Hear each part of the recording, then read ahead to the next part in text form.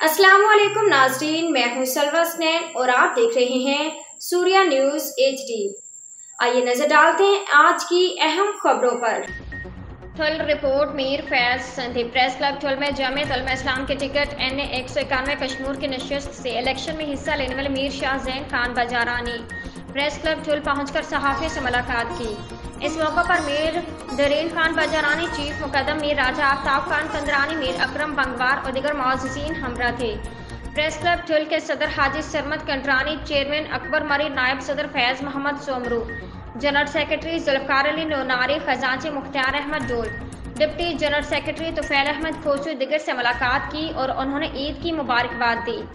इस मौका पर मीर शाह ज़ैन खान बाजारानी ने सहाफ़ियों से गुफ्तगू करते कहा कि हक सच पर चलने वाले सहाफ़ियों की कदर है और हम अपने हमदर्द सहाफ़ी और इत्तेहादियों की कदर करते हैं। हम उन्हें कभी भी तनहा नहीं छोड़ेंगे, हर वक्त सहाफ़ियों के साथ हैं। उन्होंने मज़ीद कहा कि हमारे बड़ों ने ठुल से सियासत की शुरुआत की थी, ठुल के लोग हमसे मोहब्बत करते हैं।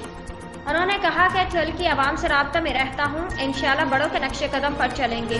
गुज़श्ता इलेक्शन में कश्मीर और ठुल की आवाम ने मुझे वोट दिया था, लेकिन हुकूमती मशीनरी ने नतीजा रद्दो-बदल करके पीपल्स पार्टी के उम्मीदवार को कामयाब करवाया गया, जिसकी पिटीशन दायर है। जमात उलमा इस्लाम को नहीं छोड़ सकता। शहीद मीर हजार खान बाजारानी मुल्क की बड़ी शख्सियत थी।